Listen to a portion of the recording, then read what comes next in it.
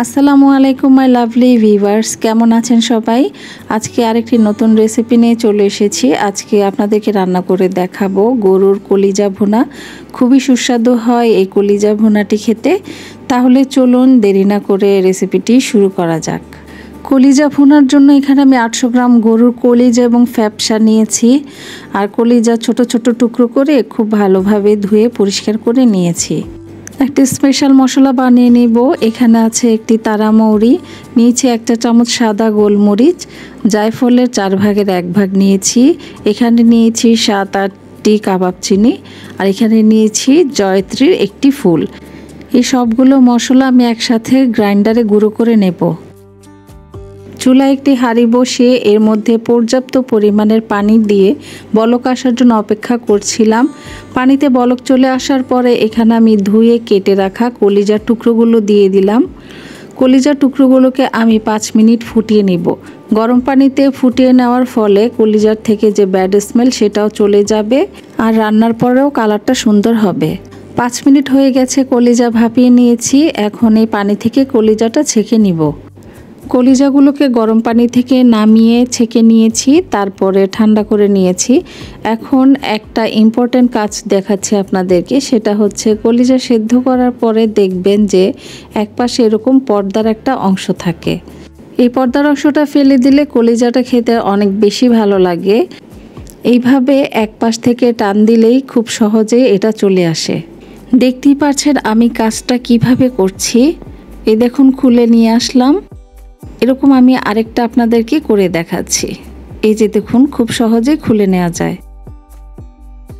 কলিজা রান্না করার জন্য চুলায় কড়াই বসিয়ে এর মধ্যে দিয়ে দিলাম আমি 1/4 কাপ সয়াবিন তেল। তেল গরম হয়ে যাওয়ার পর দিয়ে দিলাম 3 টুকরা দারচিনি, 6-7টি সবুজ এলাচ, 4টা লবঙ্গ, 2টি তেজপাতা মাঝখান থেকে ছিঁড়ে দিয়েছি, আর দিয়ে দিলাম 10-12টি মেথি। মশলাগুলো সামান্য ভাজা হয়ে যাওয়ার পর দিয়ে দিলাম 1/2 কাপ পেঁয়াজ কুচি। আপনাদের কারো কাছে যদি মেথির গন্ধ ভালো না লাগে, না দিলেও চলবে, তবে 10-12টি মেথি দিলে খুব সুন্দর ফ্লেভার আসে। এখন আমি পেঁয়াজটাকে হালকা লাল করে ভেজে নিব। 2-3 মিনিটের মধ্যে পেঁয়াজটা লাল করে ভেজে নেওয়া হয়ে গেছে। এখন আমি এর মধ্যে একে একে মশলাগুলো দিয়ে দিচ্ছি। দিয়ে দিব 2 টেবিল চামচের মতো আদা রসুন পেস্ট। এটা ফ্রোজেন ছিল, তবে এখানে 2 টেবিল চামচই আছে। আদা রসুন পেস্টটাকে খুব ভালোভাবে এখানে নেড়েচেড়ে মিশিয়ে নেওয়ার পর এখানে আমি দিয়ে দিচ্ছি 1 টেবিল চামচ জিরার গুঁড়া। এটা টালা জিরার গুঁড়া। দিয়ে দিলাম 1 চা চামচ ধনে গুঁড়া। দিয়ে দিচ্ছি 1 চা চামচ হলুদের গুঁড়া, আর দিয়ে দিব 1 চা চামচ মরিচের গুঁড়া। আমি লবণটা একটু পরে দিব। এখন এই সবগুলো মশলা আমি একসাথে ভালোভাবে মিশিয়ে নিচ্ছি।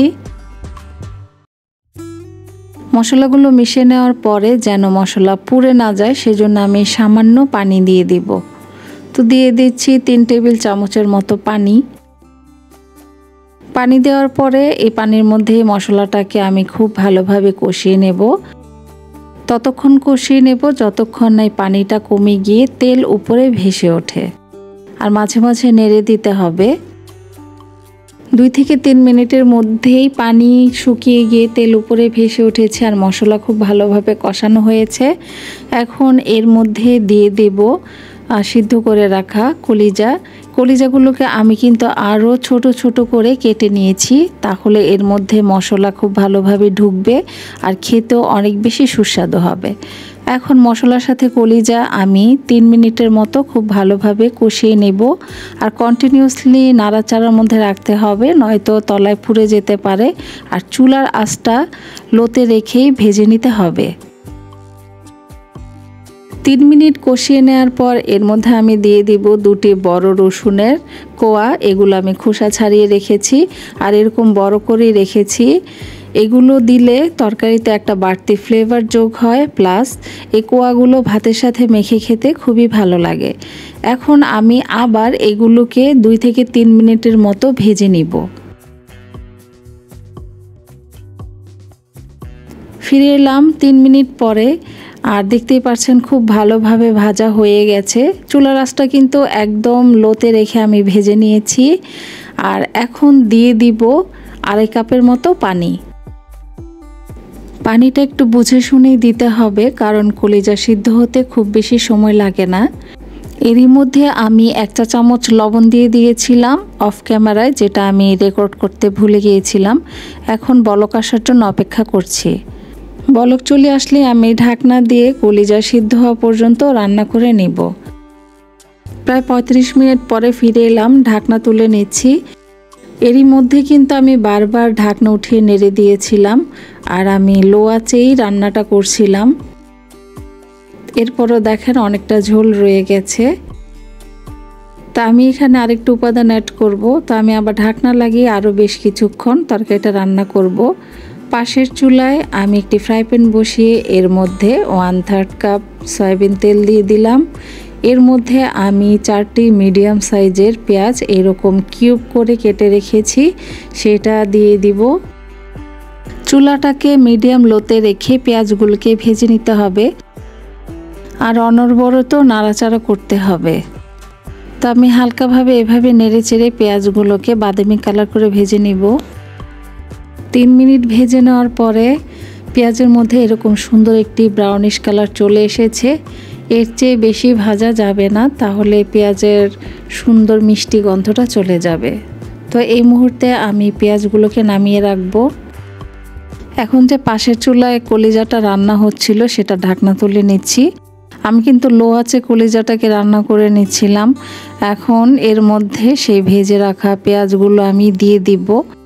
এইভাবে আলাদা পেঁয়াজটা ভেজে নিলে এর থেকে খুব সুন্দর একটি দুর্দান্ত ফ্লেভার ছড়ায়, আর তরকারিটা খেতে খুবই ভালো হয়। তো এখন আমি পেঁয়াজগুলোকে আবার তরকারির সাথে খুব ভালোভাবে নেড়েচেড়ে মিশিয়ে নিব। একটি ইম্পর্ট্যান্ট কথা হচ্ছে, আমি যতটুকু মশলা ইউজ করেছি রান্নায়, এই মশলা দিয়ে 1 কেজি পরিমাণ কলিজা রান্না করে নেওয়া যাবে।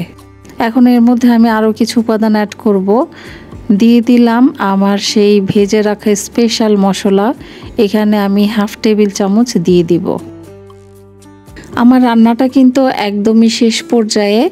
তো রান্না শেষ করার আগে আমি এর ঝাল এবং লবণটা চেক করে নেব।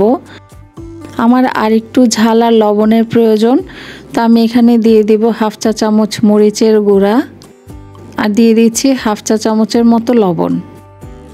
এখন লাস্ট একটু নাড়াচাড়া করে নিব। শেষ পর্যায়ে আমি হাই হিটে আরও 1 মিনিটের মতো ফুটিয়ে নিব। 1 মিনিট হয়ে গেছে, চুলার আঁচটা আমি বন্ধ করে দিয়েছি।